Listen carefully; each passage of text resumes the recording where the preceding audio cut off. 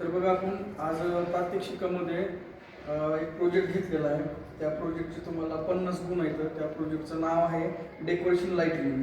तर हे लाईटनिंग जे आहे ते दिवाळी, दसरा जे जे उत्सव आहेत त्या ठिकाणी आपण डेकोरेशन लाईटिंगचा वापर करतो. तर डेकोरेशन लाईटिंगचा वापर करण्यासाठी किंवा ते तयार करण्यासाठी आपल्याला काही साहित्य, साधने व उपकरणे लागतात. जसं की आपण ह्या ठिकाणी बघा, आपल्याला हे चालू करण्यासाठी सगळ्यात महत्त्वाचा जो असतो तो विद्युत पुरवठा लागतो. तो विद्युत पुरवठा असतो सिंगल फेज 230 वोल्ट 50 हर्ट्स एवढ्या सप्लायचा तो सिंगल फेज सप्लाय आपल्याला लागतो. आता हे डेकोरेशन लाईटनिंग बनवण्यासाठी आपल्याला काही साहित्य, साधने, उपकरणे यांची पण गरज पडते. तर त्याच्यामध्ये आपल्याला होल्डर लागणार आहे.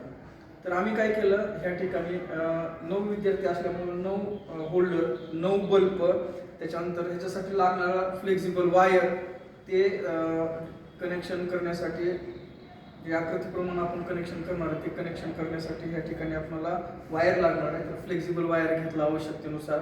हे सगळं कनेक्शन करण्यासाठी आणखीन काही साहित्य लागते, जसं की स्क्रूड्रायव्हर असेल, कटिंग प्लायर असेल, टेस्टर असेल, इत्यादी साहित्य आपण त्या ठिकाणी घेतलेलं आहे.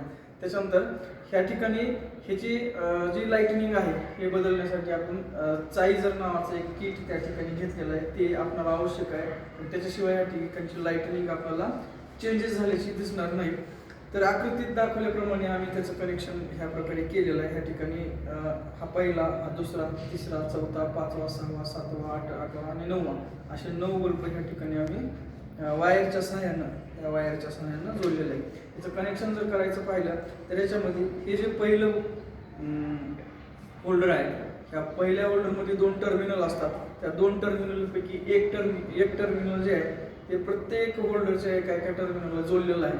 आणि दुसरं जे टर्मिनल आहे तर ते टर्मिनल जे पहिला, दुसऱ्याला न जोडता तिसऱ्याला, चौथ्याला न जोडता पाचव्याला न जोडता सातव्याला न जोडता पुढच्या होल्डरला त्या ठिकाणी जोडलेलं आहे. आणि दुसरं एक वायर आहे ते